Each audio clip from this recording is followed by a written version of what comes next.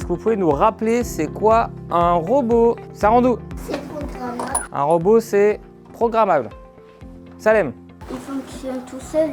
Ça fonctionne tout seul? Ça s'adapte à son environnement. Ça s'adapte à son environnement. Aujourd'hui, on vous a accueillis pour participer à 4 ateliers sur la programmation de robots.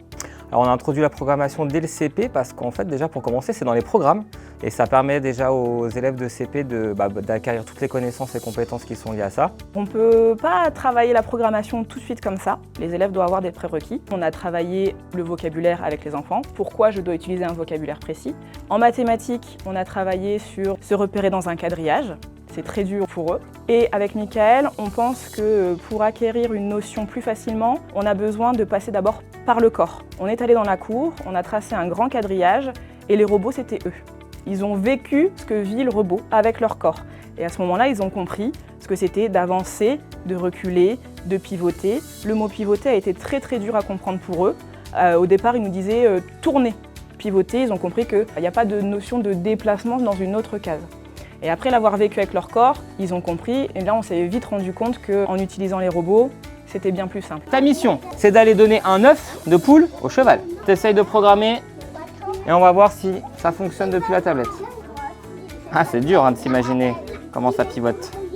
Les tablettes School, pour ces ateliers-là, ça nous permet d'avoir un atelier décroché où il y a l'application Bibot qui a été installée et ça permet justement aux élèves de faire abstraction du matériel. On est encore sur une autre conceptualisation de la programmation. Ça permet de modifier les modalités d'apprentissage.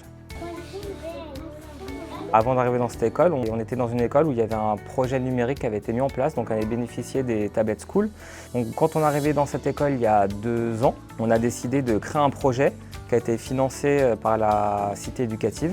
On a demandé à travailler une fois de plus avec le matériel School, que ce soit les tablettes ou le Y11, et que c'était un outil qui était vraiment adapté pour les enseignants, puisque c'est un environnement qui est vraiment contrôlable à 100%. C'est aussi très important, c'est que ça respecte les normes RGPD, donc ça c'est quelque chose de très très important et à laquelle on y tient.